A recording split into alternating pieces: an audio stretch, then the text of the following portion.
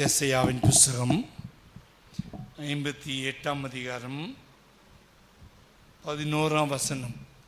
கர்த்தர் நித்தமும் உன்னை நடத்தி மகா வறட்சியான காலங்களில் உன் ஆத்துமாவை திருப்தியாக்கி உன் எலும்புகளை நினமுள்ளதாக்குவார். இந்நீர்ப்பாய்ச்சலான தோட்டத்தைப் போலவும் வற்றாத நீரூற்றைப் போலவும் இருப்பாய். கர்த்தருடைய பரிசுத்த நாமத்துக்கு மகிமை உண்டாவதாக. இந்த ஆண்டிலே கர்த்தர் நல்ல ஒரு ஆண்டாக இதுவரைக்கும் கிடைச்ச ஆண்டுகளிலே ஒரு ஸ்பெஷல் ஆண்டாக கர்த்தர் கொடுத்துருக்கார். இந்த நூற்றாண்டில் கால்வாசி தாண்டிட்டோம். 25 இயர்ஸ், 2001லேருந்து 2025 தாண்டி நூற்றாண்டு தாண்டி அடுத்த காலாண்டுக்குள்ளே கால் எடுத்து வச்சுருக்கோம். இந்த காலாண்டு கால் எடுத்து வச்ச பிறகு 2026 கர்த்தர் சொல்லுகிறாரு, உன் எலும்புகளை நினமுள்ளதாக்குவார். நீர்ப்பாய்ச்சலான தோட்டத்தை போலவும் வற்றாத நீரூற்றை போலவும் இருப்பாய். கர்த்தருடைய பரிசுத்த நாமத்துக்கு மகிமை உண்டாவதாக. முதலாவது கர்த்தர் அங்கே பேசுவது, கர்த்தர் நித்தமும் நடத்தி. தேவன் நம்மை தொடர்ந்து ஒரு நாள் கூட கைவிடாமல் நடத்துகிற ஒரு தேவன். இதை குறித்து உபாகமத்தில் வாசிக்கும்போது அவர் நம்மை எப்படி நடத்துகிறார் என்று சொல்லி உபாகமத்தில் பார்க்குறோம். உபாகமத்தின் புஸ்தகத்திலே 32ஆம் அதிகாரம் 11ஆம் வசனம் 12ஆம் வசனத்தை வாசிக்கும்போது, கழுகு தன் கூட்டை கலைத்து தன் குஞ்சுகள் மேல் அசைவாடி செட்டைகளை விரித்து எடுத்து தன் செட்டைகள் மேல் சுமந்து கொண்டு போகிறது போல கர்த்தர் ஒருவரே அவனை வழி நடத்தினார். அந்நிய தேவன் அவரோடு இருந்ததில்லை. கர்த்தருடைய பரிசுத்த நாமத்துக்கு மகிமை உண்டாவதாக. நம்முடைய தேவன் ஒருவரே சுமக்கிறவர். நடக்க முடியாதவனை தூக்கிட்டு நடக்கிறார். அந்த கழுகு தன்னுடைய குஞ்சுக்குள் நடக்க முடியல, அதால் பறக்க முடியலன்னா தான் செட்டை மேலே தூக்கி நடந்தேன்னு சொல்கிறார். கர்த்தர் ஒருவரே அவனை நடத்தினார். இஸ்ரவேலின் தேவன் இஸ்ரவேல் ஜனங்களை சிங்கிள் ஆளா, ஒரே ஒரு சிங்கிள் மேனா, சிங்கிள் காடா நடத்திட்டு வந்தார். 33 கோடி தேவர்கள் இருந்தாலும் கூட அவர்கள் அப்படி நடத்த முடியாது. 32 லட்சம் பேரை அந்த ஈர்த்திலிருந்து வெளியே கொண்டு வந்து அவர் நடத்தும்போது வழி எழுதி ஸ்டாப் ஆகிடுச்சு. பின்னாடி பார்வன் துரத்துனான். கத்தரி பாலும் தேனும் ஓடு தேசத்து கொண்டு போகிறேன்ட்டு இப்படி பாதியிலிருந்து நிறுத்திட்டாரு. பார்வோன் எங்களை கொல்ல வந்துட்டானே, பின்னாடி பயப்படுறாங்க. இப்போ கர்த்தர் சொல்கிறாரு, நீங்கள் நின்று கொண்டு கர்த்தர் செய்யும் ரட்சிப்பை கவனித்து பாருங்கள் என்று மோசே மூலமாக சொல்கிறார். அப்போ வழி நடத்துகிற தேவன் அவர் பாதியில் விட்டுட்டு போகிற தேவன் அல்ல. வழி தடை வந்தாலும் அந்த உடைச்சிட்டு போகிற தேவன், தடைகளை நீக்கி போடுகிற ஒரு வல்லமையுடைய தேவன். நாசின் சுவாசத்தினாலே தண்ணீர் 2 பிளக்க பண்ணினார். யாத்ராமத்தின் புஸ்தகம் 14ஆம் அதிகாரத்தில் வாசிக்கும் போது 14ஆம் அதிகாரத்தில் 10ஆம் வசனம் 10ஆம் வசனத்தை வாசிக்கும் போது, யாத்திராம் 14ஆம் அதிகாரம் 10ஆம் வசனத்தில் வாசிக்கும் போது, பார்வோன் சமீபித்து வருகிற போது இஸ்ரவேல் புத்திரர் தங்கள் கண்களை ஏறெடுத்து பார்த்து எகிப்தியர் பின்னே வருகிறதை கண்டு மிகவும் பயந்தார்கள். ஆண்டவரை நோக்கி கூப்பிட்டாங்க. அப்போ 14ஆம் வசனத்தில் கர்த்தர் உங்களுக்காக யுத்தம் பண்ணுவார், கர்த்தர் உங்களுக்காக யுத்தம் பண்ணுவார், நீங்கள் சும்மா இருப்பீர்கள். 16ஆம் வசனத்தில் மோசே பார்த்து சொல், நீ உன் கோலை ஓங்கி உன் கையை சமுத்திரத்து மேலே நீட்டி சமுத்திரத்தை பிளந்து விடு. அப்போது இஸ்ரவேல் புத்திரர் சமுத்திரத்தின் நடுவாக வெட்டாந்தரையிலே நடந்து போவார்கள். கர்த்தருடைய பரிசுத்த நாமத்துக்கு மகிமை உண்டாவதாக. கோலை வச்சு, ஒரு சின்ன கோலை வச்சு கர்த்தர் என்னென்னலாம் பண்ணார். மோசே கர்த்தர் அழைக்கும் போது கையில் என்ன இருக்கு பண்ணார்? கோல்னு சொன்னான், போடுன்னு சொன்னார், போட்டான். திருப்பி கையில் எடுனார். அந்த கோலை வச்சு பார்வனை ஆட்டி படைக்கிறாரு. நெய் நதி ரத்தமாக மாற்றுறாரு. தவளையை கொண்டு வர்றாரு, பேனை கொண்டு வர்றாரு, வெட்டிக்கிளி கொண்டு வர்றாரு, வண்டு கொண்டு வர்றாரு, காரிகள் கொண்டு வர்றாரு. கோலை வச்சே என்னென்னோ செய்கிறாண்டவர். கோல் எடுத்து குரங்கு ஆடுமான்ற மாதிரி சமுத்திரமே ஆட வச்சார். அப்போ கர்த்தருடைய கையில் ஒரு மனுஷன் கர்த்தருடைய கையில் இருப்பான்னா அவன் சும்மா கோலை பிடிச்சா போதும், மற்ற எல்லாமே ஆசைய ஆரம்பிச்சான். கர்த்தருடைய பரிசுத்த நாமத்துக்கு மகிமை உண்டாவதாக. அப்போ மோசேயை கர்த்தர் நடத்தினது ஒரு குச்சி வச்சு தான் நடத்தினார். ஒரு குச்சி வச்சுட்டு கோலை வச்சு தான் 32 லட்சம் பேரை நடத்திட்டு வந்தார். அந்த கோலை வச்சு கண்மணி அடிக்கிறாரு, தண்ணி வருது. அந்த கோலை வச்சு எல்லா வேலையும் பண்ணுறார். ஆண்டவர் சம்பத்தை திறக்கிறார், எல்லாம் பண்ணுறார். தேவனுடைய பிள்ளைகளே, கர்த்தர் தம்முடைய சின்னங்களை ஒரு கோலையும் மோசையும் கொண்டு நடத்தினார். அதே போல் யோசுவாவுடைய நாட்களில் மோசை இறந்த பிறகு யோசுவா பயந்தான். ஐயோ, நடத்தி வந்து மோசை மறித்து போனானே, நான் என்ன செய்வேன்? பக்கத்து மோசையோடு எப்படி இருந்து நடத்தணும் அப்படியே உன்னோடு இருப்பேன். 1ஆம் அதிகாரம் 5ஆம் வசனத்தில், நான் மோசையோடு நீ உயிரோடு இருக்கிறனாலாம் ஒருவன் அவனுக்குமாக ஏற்று நிற்பதில்லை, மோசையோடு இருந்தது போல உன்னோடு இருப்பேன், உன்னை விட்டு விலகுவதுமில்லை சொன்னார். சொன்னபடியும் செஞ்சார். கொஞ்ச நாள் கழிச்சு யோர்தான் பிரவாகித்து ஓடுகிற நதி எல்லாத்தையும் தூக்கி வாரிட்டு போகிற பயங்கர ஸ்ட்ராங்கான பேய் மாதிரி ஓடுற நதி.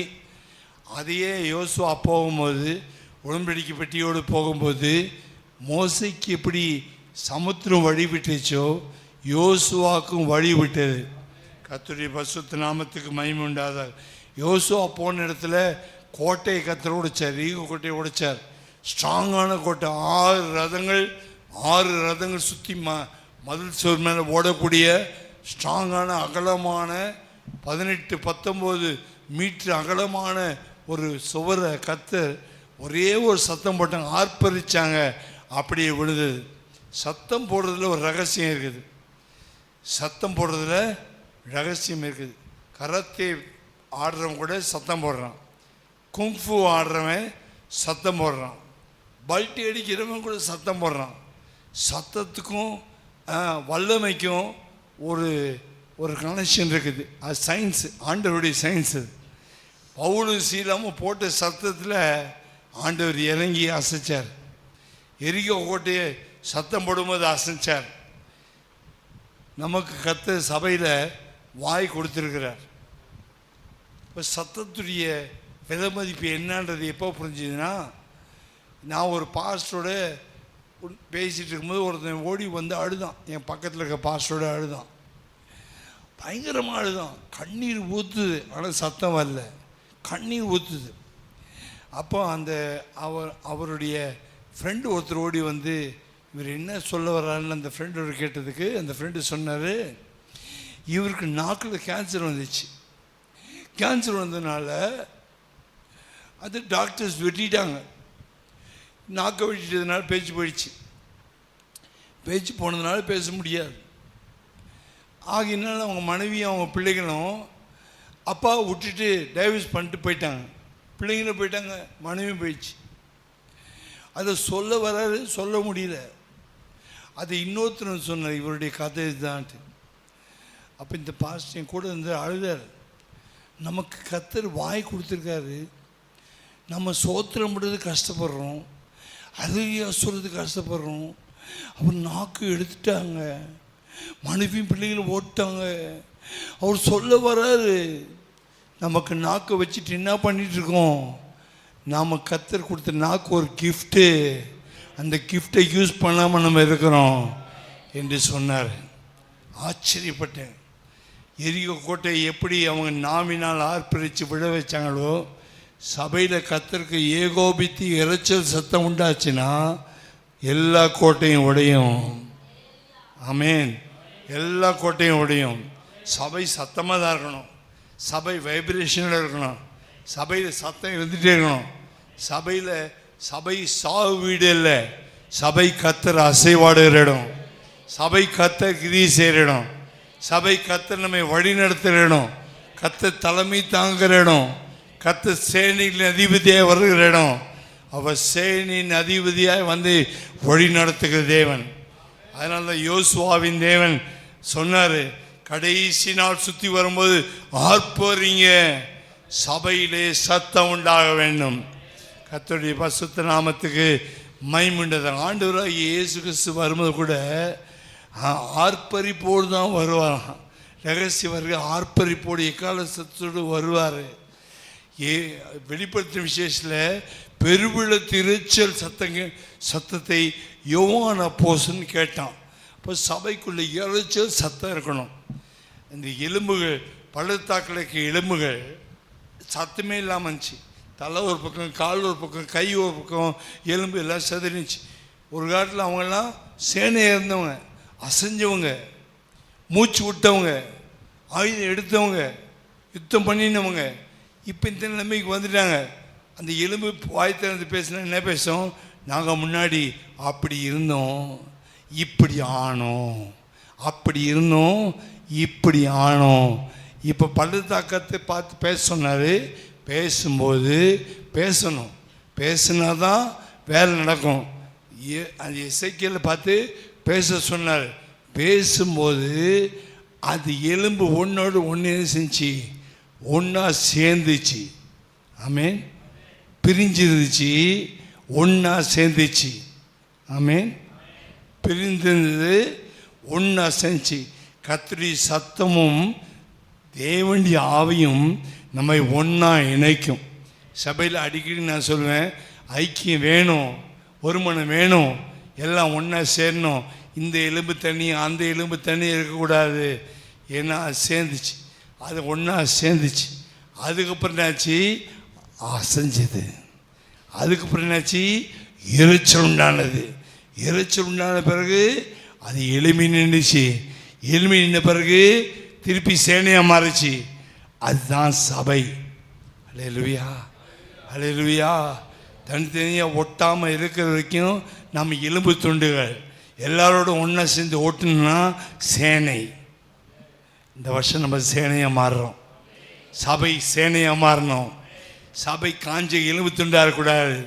காஞ்ச எலும்பு துண்டாக இருந்தால் கர்த்தருக்கு யூஸ் ஆக முடியாது. அல்லேலூயா.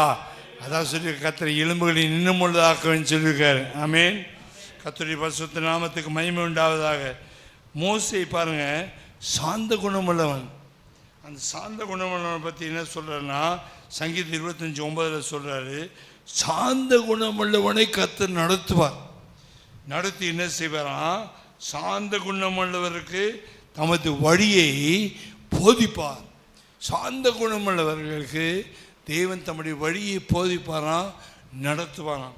சாந்த குணமுள்ளவனுக்கு அவன் நியாயத்தில் நடத்துவார். நியாயம் கிடைக்கும். நம்ம சண்டை போடாமல் சாந்தமாக இருந்தோம்னா நியாயம் கிடைக்கும். இவன் பைத்தியம், இவனுக்கு சண்டை போட தெரியாது, இவன் லூஸு, திட்டினாலும் கம்முன்னு இருப்பான், அடித்தாலும் கம்முன்னு இருப்பான்ட்டு உலகம் சொல்லும். ஆனால் கம்முன்னு இருக்கணுக்கு தான் ஜெயம் வரும். எப்படின்னா, மோசே அமைதியாக இருந்தான். மீரியாம் பேசும்போது அவன் அமைதியாக இருந்தான். இந்த எத்தியோப்பிய ஸ்திரியை போய் கல்யாணம் பண்ணியிருக்கான்னு சொல்லி மீரியாம் மோசையை பேசினான். மோசை வாய் திறக்கவே இல்லை. கர்த்தர் இறங்கினார். ஆசிரியர் கூட இறங்கி என் ஆஃபீஸ் ரூமுக்கு வாங்கடா எல்லாம் சொல்லி மீரியாம் ஆரோன் மோசையை வர சொல்லி, மோசையை பற்றி எனக்கு தெரியும், மோசை சாந்த குணமுள்ளவன், என் வீட்டில் இங்கே உண்மை இல்லவன், அவனுக்கு விரோதமாக நீங்கள் பேசாதீங்கன்னு சொல்லி மீரியாமை கண்டிஷன் பண்ணார். கண்டிஷன் பண்ண உடனே மீரியாமுக்கு அப்படி பாதி பிறந்து அழுகின மாம்சம் போல ஆயிட்டா. அப்போ ஆரோன் அழுதான். ஐயோ, தாய் வைத்திருந்து பாதி அழுகி வந்த பிண்டத்தை போல மாறிட்டாலேன்னு அழுதான். அப்புறம் மோசை ஜெபம் பண்ணி 7 நாள் கழித்து தான் பிரயாணம் நடந்தது. கர்த்தர் சாந்த குணமுள்ளவனை அருமையாய் நடத்துவார். சாந்த குணமுள்ளவன் பேக்க அல்ல, ஏமாளி அல்ல, அவன் ஏமாந்தவனும் அல்ல, சாந்தமாக இருக்கிறவனை கர்த்தர் நியாயத்திலே நடத்துவார். ஹல்லேலூயா, ஹல்லேலூயா. கர்த்தர் நியாயத்தில் நடத்துறது மாத்திரமல்ல, 73ஆம் சங்கீதம் 24ஆம் வசனத்தில் நடத்துகிற ஆண்டவர் அங்கே சொல்கிறாரு. 73ஆம் சங்கீதம் 24ஆம் வசனத்தில் வாசிக்கிறோம். உம்முடைய ஆலோசனைப்படி நீர் என்னை நடத்தி முடிவிலே மகிமையில் ஏற்றுக்கொள்ளுவேன். ஆலோசனை கொடுத்து நடத்துகிற ஆண்டவர், சாந்த குணம் உள்ளவரை நடத்துகிற ஆண்டவர், ஆலோசனை கொடுத்து நடத்துகிற ஆண்டவர். ஆண்டவரே, இந்த யுத்தத்தை செய்யலாமா? இந்த அமெரிக்கருடைய தானியத்தை பிடிக்க முடியுமா? இவங்க பிடிச்சிட்டு போயிட்டாங்களே, இந்த சிக்கலாக ஆகி போச்சு, நான் போகலாமா? இழந்ததெல்லாம் திருப்பி கொள்வேனா? என் மனைவி பிள்ளைகள் திருப்பி கிடைக்குமா? எல்லாத்தையும் கொள்ளடிச்சிட்டாங்களே, சாம்பலாக்கிட்டாங்களே. 1 சாமுவேல் 30ஆம் அதிகாரத்தில் தாவீதை பார்த்து கர்த்தர் சொல்கிற, ஏபோத்தை போட்டுட்டு விசாரிக்கிறான். கர்த்தர் தாவீதை பார்த்து சொல்ல, நீ தொடர்ந்து போ, பின் தொடர்ந்து போ, எல்லாவற்றையும் திருப்பி கொள்ளுவார். தேவன் தம்முடைய ஆலோசனை கொடுக்கிறார். அல்லேலூயா. தேவனுடைய ஆலோசனை ஆச்சரியமானது, அற்புதமானது. இந்த வருஷம் கர்த்தர் நம்மை ஆலோசனை நடத்த போகிறார். சாந்த குணமுள்ளவர்களுக்கு நியாயம் செய்வார். அவர் ஆலோசனை கொடுக்கிற தேவனாக இருப்பார். இந்த வழியில் நடத்தும் போது நேர்வழியாக நடத்துவார். எலியேசர் என்னப்பட்டவன் ஆபிரகாமுடைய வீட்டில் ஒரு மூத்த வேலைக்காரன். ஆபிரகாம் சொல்கிறான், ஐயோ, என் பையனுக்கு ஈசாக்கு பொண்ணு வேணும், நல்ல பொண்ணு வேணும். என் சொந்த ஊருக்கு போ, என் சொந்தக்கார வீட்டுக்கு போ, அங்கே போய் தேடிட்டு வா. வந்தால் சரி, வரவிட சரி, வந்தால் என்னுடைய ஆணைக்கு நீங்களாக இருப்பா என்று அவங்க ஆணைக்கு ஒரு சத்திய வாக்கு கொடுத்து தான் அனுப்புகிறான். இந்த எலியேசர் போகும்போது வழியில் ஒரு சின்ன ஜெபம் பண்ணுறான். ஆண்டவரே, எந்த பெண்ணு குடத்தில் தண்ணி கொண்டு வந்து ஒட்டகத்துக்கும் வேலைக்காரங்களை ஊற்றுதோ அதுதான் என் நிஜமானுடைய மகனுக்கு ஏற்ற மனைவின்ட்டு ஒரு அடையாளத்தை கேட்குறான். அந்த அடையாளம் கேட்டபடியே கரெக்டாக அந்த பெண்ணு வந்தால், அந்த ரெபேக்கால் வந்தால், அந்த குடத்து தண்ணி ஊற்றினால், அந்த எலியேசர் ஆச்சரியப்பட்டான். ஆச்சரியப்பட்டு ஆண்டவர் பார்த்து ஸ்தோத்திரம் பண்ணுறான். என்ன ஸ்தோத்திரம் பண்ணுறான்னு சொன்னால், வாசிக்கிறோம். ஆதியாகமத்தின் புஸ்தகம் 24ஆம் அதிகாரம் 24ஆம் அதிகாரத்தில் 48ஆம் வசனம், தலை குனிந்து கர்த்தரை பணிந்து கொண்டு, நான் என் எஜமானுடைய சகோதரன் குமார்த்தியை அவர் குமாரனுக்கு கொள்ள என்னை நேர்வழியை நடத்தி வந்த என் எஜமானுடைய ஆபிரகாமின் தேவனாயிருக்கிற கர்த்தரை ஸ்தோத்திரிக்கிறேன். அப்போ இந்த வருஷத்தில் கர்த்தருனே ரவுண்டு சுற்று வழி நடத்த மாட்டார், ஸ்ட்ரெயிட் ரூட்டில் கொண்டு போவார். நீ கர்த்தர்கிட்ட விசாரிச்சுட்டு சில காரியங்களுக்கு போகும்போது, பிஸ்னஸாக இருக்கட்டும், வேலையாக இருக்கட்டும், வருமானமாக இருக்கட்டும், கர்த்தர்கிட்ட ஜெபம் பண்ணிட்டு விசாரிச்சுட்டு போனீங்கன்னா சுற்றி விட மாட்டார். புரோக்கருங்க சுற்றி விடுவாங்க, ரியல் எஸ்டேட் புரோக்கருங்க சுற்றி விடுவாங்க, ஏஜென்ட்ஸு சுற்றி விடுவாங்க. ஆண்டவர் ஏஜென்ட்டு கிடையாது, புரோக்கரும் கிடையாது, நேர்வழியாய் நடத்துகிறவர், நேர்வழியாக நடத்துவார். எலியேசர் ஒரு காரியத்தை ப்ராமிஸ் பண்ணிட்டு வந்துட்டான் ஆபிரகாம்கிட்ட. அந்த ப்ராமிஸை கர்த்தர் நடத்தி கொடுத்தார். அற்புதமான ஒரு தேவன். இந்த வருஷம் கர்த்தர் உனக்கு ப்ராமிஸ் பண்ணுறார், உன்னை நேர்வழியாக நடத்துவேன். நீ அடைய வேண்டிய காரியம், இத்தனை நாள் சில காரியங்களுக்கு சுற்றி வந்திருப்ப, காரியம் கிடைக்காம எட்டலை, கை கட்டினது வாய் கட்டல, கை கட்டிச்சு வாய் கட்டல. ஆனால் கர்த்தர் இந்த வருஷம் சொல்கிற, ஸ்ட்ரெயிட்டாக போவேன், ஸ்ட்ரெயிட்டாக அடைஞ்சு கொள்வேன், லேட் ஆகாது, தாமதமாகாது, சுத்தப்பட மாட்டார். ஆமென். ஹல்லேலூயா, ஹல்லேலூயா. யார் அப்படி நடத்துவார்? நம்மளை கொண்டு போய் நடத்துகிறவர் யாருன்னா, நல்ல ஆவி. நல்ல ஆவி, தேவனுடைய நல்ல ஆவி. எங்கே இருக்குது வசனம்? சங்கீதம் 134 10 143 10 வாசிக்கும் போது, உமக்கு பிரியமானதை செய்ய எனக்கு பொழுத்தரும், நீரே என் தேவன், நீரே என் தேவன், உம்முடைய நல்ல ஆவி, உம்முடைய நல்ல ஆவி, சொல்லுங்க, உம்முடைய நல்ல ஆவி, நல்ல ஆவி என்னை செமையான வழியிலே நடத்துவாராக. 25ஆம் சங்கீதம் 4ஆம் வசனத்தில் வாசிக்கும் போது, கர்த்தாவே உம்முடைய வழிகளை எனக்கு தெரிவியும், உம்முடைய பாதைகள் எனக்கு போதித்தரணும்.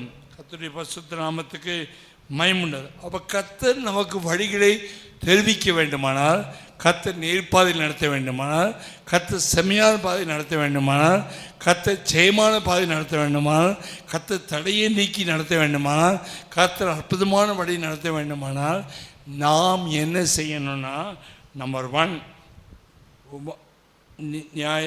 நீதிமொழிகள் புஸ்தகம் 3ஆம் அதிகாரம் 5ஆம் வசனத்தில், உன் சுய புத்தி மேல் சாராமல் உன் முழு இருதயத்தோட கர்த்தரில் நம்பிக்கையாயிருந்து உன் வழிகளெல்லாம் அவரை கொஞ்சம் நினச்சிக்கோ. காலையில் எந்திரிக்கும் போது நினச்சிக்கோ, ஆஃபீஸுக்கு போகும்போது நினச்சிக்கோ, கடைக்கு போகும்போது நினச்சிக்கோ, பொருள் வாங்க போகும்போது நினச்சிக்கோ. அவரை கொஞ்சம் நினச்சிக்கிட்டு போனீன்னா அப்பொழுது அவர் உன் பாதைகளை சபைப்படுத்துவார். இன்னைக்கு அநேகர் காலை சபை இல்லாமல் வீட்டு விட்டு வெளியே போகிறீங்க, அதை விட்டுருங்க. இந்த மாதத்துலேருந்து காலை சபத்தை பண்ணிவிட்டு வீட்டிலேருந்து போங்க. மார்னிங் எழுந்திரிச்சு ஜெபம் பண்ணுங்க.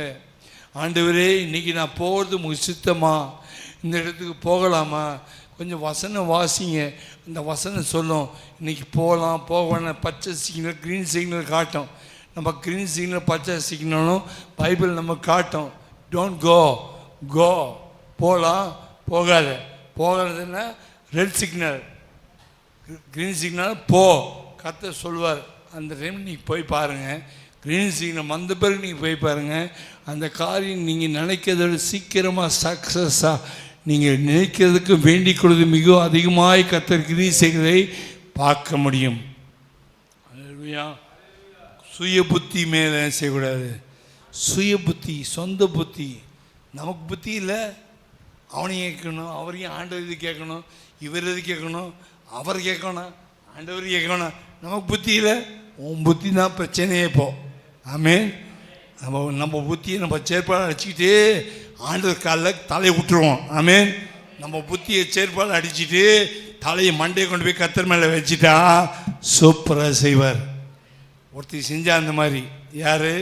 பயங்கரமான பாவியாக ஸ்ரீ நல்லது மணி தைரியத்தை கொண்டு வந்து உடச்சி காலில் ஊற்றி தலைமயிரை எடுத்து காலில் தொடச்சாலா? இந்த சுவிசேஷம் உலகமெங்கு பிரசங்கிக்கப்படும் சொன்னாரா? இது வாசனையான தைலன்னு சொன்னாரா? வாழ்க்கை வாசனை ஆயிடுச்சா? கர்த்தருடைய பரிசுத்த நாமத்துக்கு மகிமை. யாராவது தலைமுடியை கொண்டு போயிட்டு காலை துடைப்பாங்களா? ஷூ பாலிஷ் பண்ணுவாங்களா? தலைமுடியை கொண்டு போய், பெண்களுக்கு தலைமுடி ரொம்ப ரொம்ப ப்ரெஷியஸு. தலைமுடியை கொண்டு போய் ரொம்ப கேர்ஃபுல்லாக வச்சுப்பாங்க. ஒரு முடி கொட்டணும், சீப்பில் காட்டி ஐயோ முடி கொட்டிச்சிங்கன்னு சொல்லுவாங்கள்ல. ஆனால் முடியை கொண்டு போய் துடைக்கிறான், தான் தலைமயிரினாலும் துடைக்கிறான். அவனுடைய அர்த்தம் என்ன தெரியுமா? என் புத்தியை நான் செருப்பால் அடிச்சுக்கிறேன். ஆமென். என் புத்தி வீணான புத்தி, கெட்டு போன புத்தி. ஆனால் தைலத்தை பூசிட்டு அந்த காலில் தைலத்தை தான் தலைமையில துடைக்கும் போது என் புத்தி நல்லாயிடுச்சு. உன் சுய புத்தி மேல் சாராமல் அவர் கால் மேலே சாஞ்சிக்கிட்டா, அந்த நேசர் மார்பில் சாஞ்சிக்கிட்டா, அவர் சுமந்து கொண்டு போகும்போது அந்த வழி நெய்யாய் பொழியும். அல்லேலூயா, அல்லேலூயா. இந்த வருஷம் சொல்லுங்க, ஆண்டவரே என் சுய புத்தி மேலே என்ன செய்ய மாட்டேன், நான் சாய மாட்டேன்ப்பா. உங்கள் மேலே சாஞ்சி நேச மார்பிலே நான் சாயும் நேரமே என்ன இன்பம் என்ன மதரும் சொல்ல இயலாதுன்னு பாட்டெலாம் அந்த காலத்தில் பாடுவோம். இப்போ யாரும் பாடுறதில்ல. அப்போ டான்ஸ் போடுவோம், பீச்சில் பாடி டான்ஸை போட்டு கூத்தாடி தான் பாடுவோம்.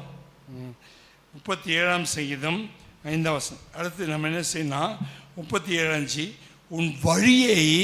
உன் வழியை கர்த்தருக்கு ஒப்புவித்து அவர் மேல் நம்பிக்கையாரு, அவரே காரியத்தை, என்ன காரியம் வாய்க்காமல் இருக்குதோ உன் வழியை கர்த்தருக்கு ஒப்பு கொடுத்துட்டு, ஆண்டவர் என் வழியை ஸ்ட்ரைட் ஆக்குறேன், என் பெருமையை உடைக்கிறேன், என் ஆணவத்தை உடைக்கிறேன், ஆமீன், என் பொறாமையை உடைக்கிறேன், எரிச்சலை உடைக்கிறேன், அடுத்த முன்னேறான்னு பார்க்க மாட்டேன், என்ன என் வழியை உங்களை கையில் கொடுக்குறேன், என்னை தாழ்த்துறேன், என்னை வெறுமையாக்குறேன், நீங்கள் என்னை வழியை வாய்க்க பண்ணுங்கன்னு போய் பாருங்கள். சின்ன பையன்தான் தாவீது. இரும்படிக்கிறதுல ஈக்கு என்ன வேலை, புழ வெட்டுக்கணும் அண்ணன் துரத்துனான். ஏன்னா நீ இங்கே வந்த நீ இடம் இங்கே வந்து நாங்களே கொலை நடிக்க படுத்துருக்கோம். சவுல் ராஜாவே பயப்படுறான். கோலியத்தை பார்த்து பொழா வீட்டுக்கு போயிட்டு போயிட்டு போயிட்டு போயிட்டு போயிட்டு ஓடு ஓடு ஓடு. அவன் சொல்கிறேன், நான் வந்ததுக்கே ஒரு இதான் ரீசனு, இதான் புகாத்திரம். கத்திரனை கொண்டதுக்கு என்ன ரீசன்னா, இஸ்ரவேல் ஜனங்களை சபிக்கிற ஒருத்தன் இருக்கிறான், தூசிக்கிறான். நான் சின்ன பையன்தான், சுண்டக்கா பையன்தான், ஆனால் என்னை கொத்தரை அபிஷேகம் பண்ணியிருக்காரு. என் மேலே தான் அபிஷேகம் இருக்குது. கத்தர் படியை வாய்க்க பண்ணுவார். ஏற்கனவே எதிர் வாய்க்க பண்ணார். சிங்கத்தை கிழித்தேன், கரடியை கிழித்தேன், இவனை கிழிப்பேன். கத்தனை கூட இருக்கார். அல்லேலூயா. கத்தனவனுக்கு வழி வாக்கிய பண்ணார். சும்மா கல்லை கொண்டது 5 கல்லை தூக்கிட்டு நாய் அடிக்கிற மாதிரி அடிச்சு போட்டு போயிட்டான். அவ்வளோதான். அவனு ஹைட் எவ்வளோ பெருசாக இருந்தால் பிரச்சனை கிடையாது. பிசாசு எவ்வளோ உயரமாக்குறான், எவ்வளோ மோசமாக்குறான், வர எதிராளி எவ்வளோ பெருசாக, அது பிரச்சனை கிடையாது. 5 கழுத்துக்கு உள்ளே வச்சான். அதிசயமானவர், ஆலோசனை கர்த்தர், நித்திய பிதா, வல்லமையுள்ள தேவன், சமாதான. ஒரு கல் தூக்கணும். அது என்ன நம்பர் கல், 1 நம்பர் 5 தூக்கி வச்சான். அவ்வளோதான். சுற்றணும். சோத்திரம் சோத்திரம் சோத்திரம் சோத்திரம் சோத்திரம். கத்தர் விட்ட வழி கத்தர் பார்த்து கொள்வார். அது எப்படி போகுது தெரியாது, அது அப்படி போகும். ஆண்டவர் செய்வார். சோத்திரம் சோத்திரம் சோத்திரம். பொட்டு விழுவான். பொட்டு விழுந்தோடனே அவன் போய் வெட்டி, அந்த ஈட்டி எங்கே போச்சு தெரியுமா? தாவீதுடைய வீட்டுக்கு போயிடுச்சு. ஆமென். அல்லேலூயா. தாவீதுக்கு சொந்தமாகிடுச்சு அந்த ஈட்டி. அந்த ஈட்டியை பற்றி ஒரு பெரிய ஸ்டடி, அது இன்னும் நாளைக்கு பேசுங்க. தேவன் சத்துடைய பட்டயத்தை நம்ம கையில் கொடுப்பார். நம்முடைய வழிகள் கர்த்தர் ஒப்புடுவோமான. ஆமென். 3வது, நாம் சத்தியத்தில் நடந்தால் எல்லாவற்றையும் கர்த்தர் சேமிக்கிறார். வாசிங்க 86ஆம் சங்கீதம் 11ஆம் வசனம். கர்த்தாவே, உமது வழி எனக்கு போதியும், நான் உமது சத்தியத்தில் நடப்பேன். நான் உமது நாமத்துக்கு பயந்திருக்கும்படி என் இதயத்தை ஒருமுகப்படுத்தும். ஆண்டவருடைய நாமத்துக்கு பயந்தால் தாங்க கான்சன்ட்ரேட் பண்ணி ஜெபம் பண்ண முடியும். சபையில் சிலருடைய மைண்டு டிஸ்டர்ப் ஆகுது, ஜெபிக்க முடியல, பாட முடியல, ஸ்தோத்திரம் பண்ண முடியல. ஏன் மைண்டு கான்சன்ட்ரேஷன் டிஸ்டர்ப் ஆகுது, ஃபோக்கஸ் மாறுதுன்னு சொன்னால், தேவனுக்கு பயப்படுற பயம், சத்தியத்தில் நடக்கிறேன்ற பயம், சத்தியபரர் நிற்கிறார்ன்ற பயம், தேவன் தம்முடைய பரிசுத்த ஆதியில் நிற்கிறார்ன்ற பயம் நெஞ்சில் இருக்குமானா, மைண்டு வேற எங்கேயும் வீட்டுக்கோ பல்லாவரத்துக்கோ கிண்டிக்கோ சுத்தாது. ஆலயத்தில் நிற்கிறவரோடு நிற்கும். அல்லேலூயா. சத்தியத்தில் நடப்பேன். ஏசாயா 48:17 வாசிக்கும்போது, பிரோஜனமானவைகளை போதித்து அவர் நடத்துகிறவர். அப்படின்னா எல்லாம் நடத்துகிறார், கொள்கிறார், நடத்திக்கிட்டே வர்றார். இடையில் ஒரு பெரிய வறட்சி வந்துச்சு, மகா வறட்சி. முதல்ல பார்த்து பாருங்கள். அந்த மகா வறட்சியான காலங்களில் கர்த்தர் நித்தமும் நடத்திட்டு வர்றார். இப்படி சொல்கிறாரு, இப்படி ஒப்புவி அழகாக தான் நடத்துகிறார். ரசிக்கப்பட்ட அநேக நாட்கள் நம்மளோட நல்லா நடத்திருக்காரு. ரசிக்கப்பட்ட உடனே நம்ம ஜெபம் பண்ணுவோம், உடனே ஆச்சரியம் கிடைக்கும், உடனே சுகம் கிடைக்கும், உடனே அற்புதம் கிடைக்கும். ஆனால் ஒரு 4, 5, 6, 7 வருஷம் ஆன பிறகு திடீர்னு ஒரு வறட்சி காலம் வரும். ஏன் அந்த வறட்சி காலம் வருதுன்னா, தேவன் நம்மை சோதித்து அறிகிறார்.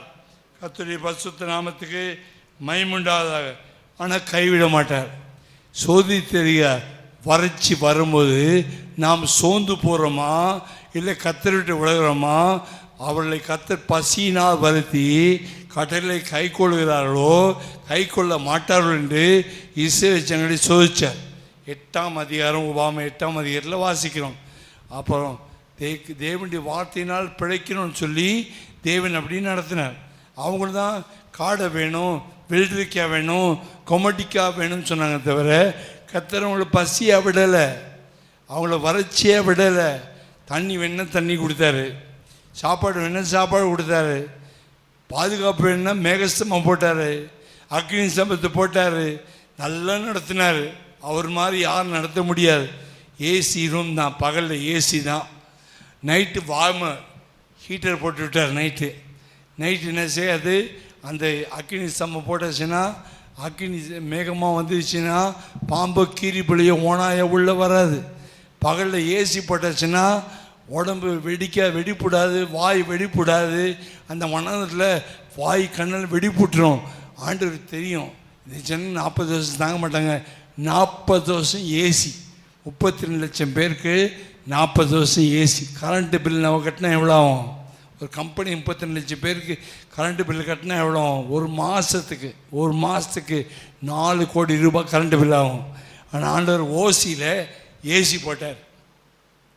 இருக்கிறீங்களா? இல்லையா? அவருடைய வயிறு வீங்கல, அவருடைய காலும் வீங்கி போகலை, அவருடைய வஸ்திரம் பழசாகலை, அவருடைய செருப்பு கிழிஞ்சு போகலை. அங்கே செருப்பு தைக்கிறவன் இல்லை, துணி தைக்கிறவன் இல்லை. 4 வயசு பையன் 44 வயசு வரை வரைக்கும் செருப்பும் வளர்ந்துச்சு, துணியும் வளர்ந்துச்சு. புது சட்டையும் வாங்கலை, டெய்லரும் வேணாம், சரவணர் ஸ்டோரும் வேணாம், ஜெயச்சந்திர ஸ்டோரும் வேணாம். தேவன் அற்புதமாய் நடத்தினார். ஹல்லேலூயா, ஹல்லேலூயா. வறட்சின்னு என்ன வறட்சி?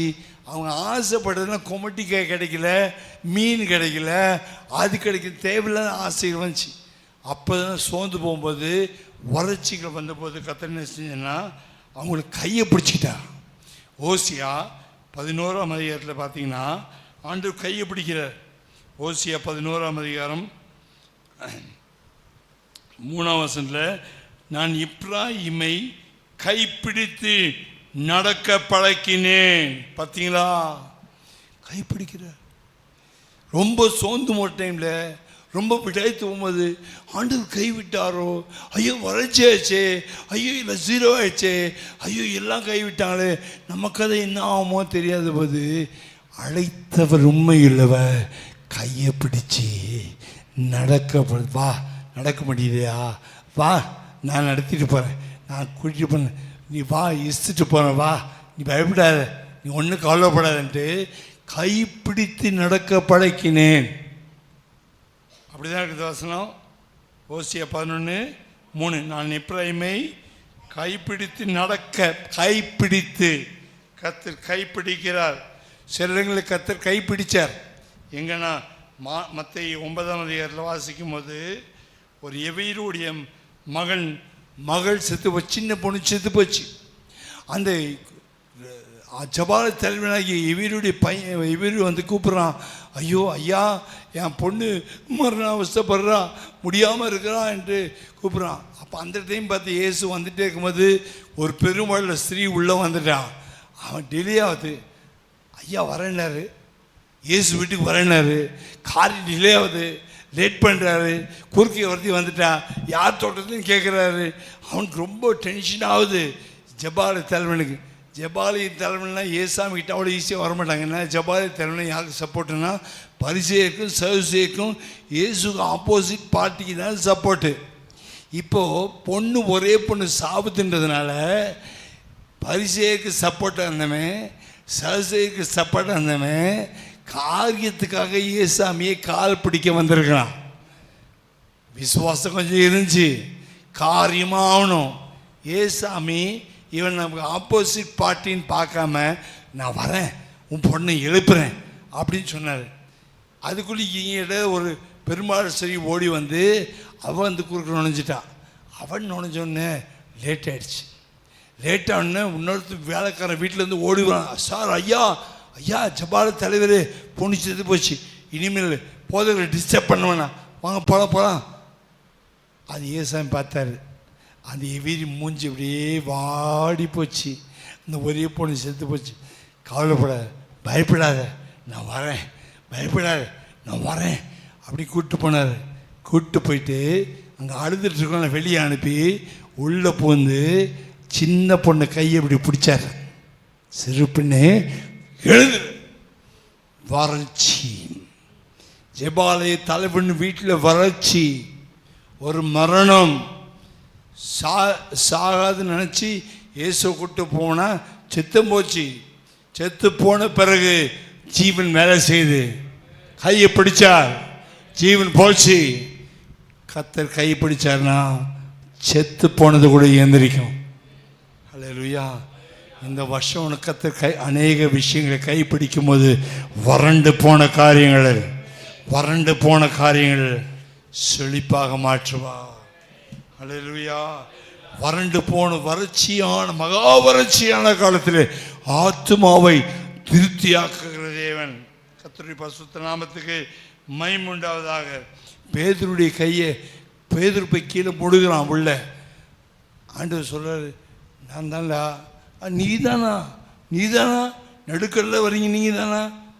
மத்திய 14ஆம் அதிகாரத்தில் வீட்டில் வாசித்து கொடுங்க, இல்லை ஃபுல்லாக வசனம் வாசிக்க மாட்டேன். மத்திய 14ஆம் அதிகாரத்தில் பேதுரு சொல்கிறான், நடுராத்திரி நடந்து வரீங்க, நீதானா? ஆமாம் நான் தான். அப்போ நீதானா? இறங்கி நான் நடக்கிறேன். இறங்கினா எல்லாம் குதிக்கப்பட்ட கடலில் தைரியமாக குதிச்சான். கொஞ்சம் நடந்து தண்ணி மேலே நடந்தான் பாருங்க. தண்ணி மேலே நடக்கிறது ஒரு பெரிய ஒரு சாதனை. எங்கேயுமே எந்த கின்னஸ் புக்கில் கூட அப்படி கிடையாது. தண்ணி மேலே நடக்கிற சாதனை யாருக்கும் கிடையாது. வெறும் காலில் தண்ணி மேலே கொஞ்சம் தூரம் நடந்தான். ஆனால் சற்று பயந்தான். ஐயோ ஆண்டவர் மனித போகிறோம் உள்ளே போனால் அப்பையும் கத்தர் கைப்பிடிச்சி கப்புன்னு தூக்கிட்டார். எப்போ முழுகிறோமோ, எப்போ பறிச்சு வருதோ, எப்போ டவுன் ஆகிறோமோ, எப்போ ட்ரைனஸ் வருதோ, மகா பரிட்சையான காலத்திலே கத்தை தூக்கி எடுக்கிறவர். அல்லேலூயா, அல்லேலூயா. நீதிமான் பனையை போல செழித்து வளர்வான்னு சொல்லி 92 10ஆம் வசனத்தில் வாசிக்கும் போது, நீதிமான் பனையை போல செழித்து வளரும். பனை மரத்தை பற்றி உங்களுக்கு தெரியுமா? பனை மரத்துடைய ஸ்பெஷல் என்னென்னா, தென்னை மரத்துக்கு வேறு 4 பக்கம் பளறி போயிடும். ஆனால் பனை மரத்துக்கு ஆணி வேறு ஸ்ட்ரெயிட்டாக போகும். மேலே 10 அடி வந்தால் கீழே நேராக உள்ள போகும். அந்த சவுத்துலேருந்து வந்தவங்களுக்கெல்லாம் தெரியும். பனை மரத்துடைய வேறு நேராக போகும். தென்னை மரத்துடைய வேறு பக்கத்து வீட்டுக்கெல்லாம் போயிடும். பனை மரத்துடைய வேர் ஸ்ட்ரெயிட்டாக போகும். இவ்வளோ பெரிய வனந்தத்தில் பெரிய காற்று அடிச்சுனா கூட, செம்ம காற்று அடிச்சுனா பனை மரம் அப்படி கீழே விடுற மாதிரி சாயும், படுக்கிற மாதிரி படுக்கும், டக்குன்னு வந்துக்கும் காற்று நின்னோன்னு. அந்த பனை மரம் எவ்வளோ வளைச்சாலும், எவ்வளோ பெண்டு பண்ணாலும், எவ்வளோ மடக்கி பட்டாலும் சட்டு நிறுத்துக்கும். அதுதான் நீதிமான். வெட்ட வெட்ட வளருவான், கொட்ட கொட்ட உயருவான் பாட்டு இருக்குது இல்லையா? அந்த நீதிமான என்ன தான் வெட்டினாலும் அடித்தாலும் கொட்டினாலும் அவன் வளர செய்வான். பவுலை எவ்வளோ அடித்தாங்க, ஆனால் சுவிசேஷம் வளர்ந்துச்சு. இயேசு எவ்வளோ அடித்தாங்க, அவர் உயிரோடு இருந்தார். கடைசியில் சேவான கல்லடித்து கொள்ளும்போது கூட இயேசு மேலே ஏற்றி நிற்கிறார். கர்த்தருடைய பரிசுத்த நாமத்துக்கு மகிமையுண்டாதாக. வறட்சியை செழிப்பாக மாற்றுறார். யோவான் அப்போஸ்தலன் பத்மத்தீவில் போகிறதுக்கு முன்னாடி எபேசி பட்டணத்தில் எண்ணெய் கொப்பரை போட்டு, பெரிய எண்ணெய் கொப்பரை போட்டு மீன் வறுக்க மாதிரி வறுத்தாங்க. சாகலை. நீச்சல் அடிக்கிறார் ஐயா உள்ள. தண்ணியில் நீச்சல் அடிக்க தெரியாது. அவர் கொதிக்கிறேன்னு நீச்சல் அடிக்கிறார். அவரை தூக்கி, ஐயோ இந்த ஆள் ஏலியன்ஸ் போல இருக்கு, பன்னாட்டு மனுஷன் தான் இதன்னு சொல்லி அவனை நாடு கடத்தி அவனை பத்மத்தீவில் போட்டான். அங்கே போன தரிசனம் பார்த்து வெளிப்பத்தின விசேஷத்தை எழுதி நம்ம கையில் கொடுத்தான். வறட்சியான காலத்தில் கர்த்தர் கைப்பிடிக்கிறார். வறண்டு போன நாட்களில் கர்த்தர் கைப்பிடிக்கிறார். அதனால தான் ஏசாயா 41:13 வாசிக்கும்போது, வலது கையை பிடித்து துணை நிற்கிறேன். வலது கையை பிடித்து துணை நிற்கிறேன். வலது கையை பிடித்து துணை நிற்கிறேன். வாசிங்க ஏசாயா 41:13. தேவனாய் இருக்கிற கர்த்தராகிய நான் உன் வலது கையை பிடித்து உனக்கு பயப்படாதே, நான் உனக்கு துணை நிற்கிறேன். ஏசாயா 45:1 வாசிக்கும் போது, கோரேஸ் ராஜாவோட கையை பிடிச்சிட்டாரு. அவன் பெர்ஷியா தேச ராஜா. பெர்ஷியா தேச ராஜாவை கையில் பிடிச்சிட்டு, இந்த பாரு, நான் தான் உனக்கு முன்னாடி போவேன். இந்த மாதிரி இஸ்ரேல் ஜனங்க 70 வருஷம் முடிஞ்சு போச்சு அடிமைத்தனத்தில். அவங்கள விடுதலையாக்கணும்னா வெங்கல கத்தை உடைக்க போனேன், இருப்பு தாப்பாளம் முறைக்கு போனேன், உனக்கு முன்னே போவேன், கோண சபையாக்க வேண்டி கோரேஸ் ஒரு அந்நிய ஜாதி ராஜாவுக்கு கை கொடுத்து இஸ்ரேல் ஜனங்களை மறுபடியும் இஸ்ரேலை கொண்டு வர்றார். கர்த்தர் நல்லவர். கர்த்தர் கைப்பிடிப்பாரனா சிறையிடுவை மாற்றுவார். கர்த்தருடைய பரிசுத்த நாமத்துக்கு மகிமை உண்டாவதாக. ஆதியாகமத்தின் புஸ்தகம் 19ஆம் அதிகாரத்தில் வரும்போது தேவன் கைப்பிடிக்கிறார். சிலர் கர்த்தர் கைப்பிடிக்கிறார். அழிப்பேன், சோதம் குமர மொத்தமாக காலி பண்ணுவேன், நெருப்பு நான் எரிக்க போகிறேன்னு சொன்னபோது அந்த தூதர்கள் என்ன செய்கிறாங்க, ராத்திரி வந்து ஊர் ஜனமே கூடின பிறகு உள்ள லோத்தை உள்ளே இழுத்துக்கிட்டு தாப்பாடு போட்டு வெளியே இருக்கிறவங்களுக்கு குருட்டாடத்தை கொண்டு பண்ணிட்டாங்க. 19ஆம் அதிகாரத்தில் வாசிக்கணும். ஆதியாகமம் 19ஆம் அதிகாரத்தில் வாசிக்கணும். அப்படி பண்ணும்போது வா போகலாம், இந்த ஊர் எரிக்க போகிறோம், இந்த நாட்டை எரிக்க போகிறோம், இங்கே வறட்சி வரப்போகுது, உன்னை காப்பாற்றணும்னா அவன் தயங்குறான், யோசிக்கிறான். ஐயோ நல்ல ஊராச்சே, ஃப்ரைட் ரைஸ் கிடைக்குமே, சிக்கன் 65 கிடைக்குமே, இது நல்ல சிட்டியாச்சே, பழகிட்டோமே, மக்கள் பழகிட்டாங்களே, ஹாப்பியாக ஜோக் அடிப்பாங்க, தமாஷ் பண்ணாங்க, அந்த மாதிரி ஊர் விட்டு எப்படி போகுது, ஐயோ இந்த ஊர் விட்ட உயிரே போயிடுமேன்னு பார்க்குறான். அப்போ கர்த்தர் என்ன செய்கிறான்னா, அவன் மேல் வச்ச இரக்கத்தினாலே, 16ஆம் வசனம், அவன் மேலே வச்ச இரக்கத்தினாலே, இவன் வரத்துக்கு ரெடி இல்லை. ஆண்டவர் இவன் பாவம் தப்பிப்பான்னு சொல்லி பாவப்பட்டு இறங்கி ஆபிரகாம் போட்டு ஜெபத்தை கேட்டு இறங்கி இரக்கத்தின கையை பிடிச்சிக்கிட்டு தளத்தில் இழுத்து கொண்டு வெளியே விட்டாங்க பாருங்க. யாரோ ஒருத்தர் ஜெபம் கூட, நமக்காக யாரோ பண்ணுற ஜெபம் கூட இந்த வருஷம் நம்ம கையை பிடிச்சிட்டு வெளியே கொண்டு வந்துடுவார். யாரோ பண்ண ஜெபம், ஆபிரகாம் எங்கேயோ பண்ண ஜெபம், லோத்தையும் மனைவியும் கைப்பிடிச்சு வெளியே கொண்டு வரதுக்கு கர்த்தருடைய கண்களில் இறக்கம் கிடைச்சது. ஆமீன். மற்றவங்க நமக்கு ஜெபம் பண்ணுற ஜெபத்தை அற்பமாக நினைக்காதீங்க. ஒரு நாள் நீங்கள் யாரோ சின்ன பிள்ளை ஜெபிக்கிற ஜெபம் கூட நமக்கு யூஸ்ஃபுல்லாக இருக்கும், பயங்கர பயனுள்ளதாக இருக்கும். இல்லையா? ஒரு ஐசி வார்டில் ஒரு ஐயா ரொம்ப சீரியஸாக படுத்தினார். ஒன்றுமே மூச்சு பேச்சு இல்லை, செத்துட்டார். அந்த பிள்ளைங்க வந்து ஆடுதுங்க. அந்த சின்ன பையன் சொன்னான், என்ன மத்திர உள்ள விடுறீங்களா சார்? டாக்டர், ஐயா அவங்க பொம்பளை பிள்ளைங்க 2 பிள்ளைங்க இருக்காங்க, அவங்களே உள்ள முடியல, அப்பா பார்த்து விட முடியலன்னு உன்னை எப்போ பாருங்க, எனக்கு ஒரு சான்ஸ் கொடுங்க டாக்டர், நீங்கள் டாக்டராக இருக்கலாம், எனக்கு ஒரு சான்ஸ் கொடுங்க டாக்டர். அவன் நேராக உள்ளே போனான். நாகர்கோவிலில் நேராக உள்ளே போயிட்டு அந்த ஐசியூக்குள்ளே போயிட்டு, ஏய் ஏசு நாமத்தை எந்திரா ஏஞ்சிட்டார். அந்த டாக்டர் பயங்கரமாக பிஹெச்டி அது இதுன்னு அமெரிக்காவில் நிறையா பட்டம் வாங்கினவர். சின்ன பையன், அவ்வளோ அறிவு இல்லை, இயேசு தெரியும், அவ்வளோதான். தேவன் யாரோ சின்ன பிள்ளைங்களை வச்சு கூட அசைப்பார். யாரையும் நம்ம அற்பமாக நினச்சிடவே கூடாது. ஆமீன். யாரையும் சில்றன்னு சொல்லிடக்கூடாது. யாரை வேணால் கர்த்தர் யூஸ் பண்ணுவார். ஜெபிக்கிற வேண்டிய ஜெபத்தை கர்த்தர் அசட்டை பண்ண மாட்டார். ஹல்லேலூயா, ஹல்லேலூயா. அப்போ ஆண்டவர் சரி பிடிச்சி கொண்ட 1ஆம் சங்கீதத்தில் வாசிக்கும்போது, இப்போ வறட்சி மாறணும்னா என்ன வரணும்? வறட்சி மாறணும். இப்போ வறட்சி மாறது கர்த்தர் கையை பிடிச்சிட்டார். இப்போ என்ன செய்யணும்? வறட்சி மாறணும்னா நீரூற்று வரணும். நீரூற்று அங்கே இந்த வாக்குத்தத்தப்படி நீரூற்று வரணும். நீரூற்று எப்படி வரும்? எரேமியா 17:7-8 வாசிக்கும் போது, கர்த்தர் மேல் நம்பிக்கையாக இருக்க மனுஷன், வாசிங்க, கர்த்தர் மேல் நம்பிக்கை வைத்து கர்த்தரை நம்பிக்கையாகி கொண்டிருக்க மனுஷன் பாக்கியமான். அவன் தண்ணீர் அண்டையிலே நாட்டப்பட்டதும் கால்வாய் ஓரமாய் வேர்கள் விடுகிறதும் உஷ்ணம் வருகிறதை காணாமல். உஷ்ணம் வருது. ஆனால் உஷ்ணம் வந்தாலும் இலை எப்படி இருக்குது? பச்சையாக இருக்குது. அக்னி எரியுது முட்செடியில், ஆனால் முட்செடி பச்சையாக இருக்குது. எப்படி? தேவ கிருபை. அவ்வளோ மகா வறட்சி, அங்கே உஷ்ணம் வருது, தீஞ்சு போகிற அளவுக்கு உஷ்ணம், ஆனால் இலை பச்சையாக இருக்குது. நாம் நிற்பது, நிர்மூலமாக இருப்பது சுத்த கிருபை. நெருப்புமயமான சோதனை வருது. சாத்ராக், மேஷாக், ஆபேத்நேகோ தூக்கி உள்ளே போட்டால் டக்குன்னு கருகி சாம்பல் ஆயிடணும், அவ்வளோதான் பாயிண்ட்டு.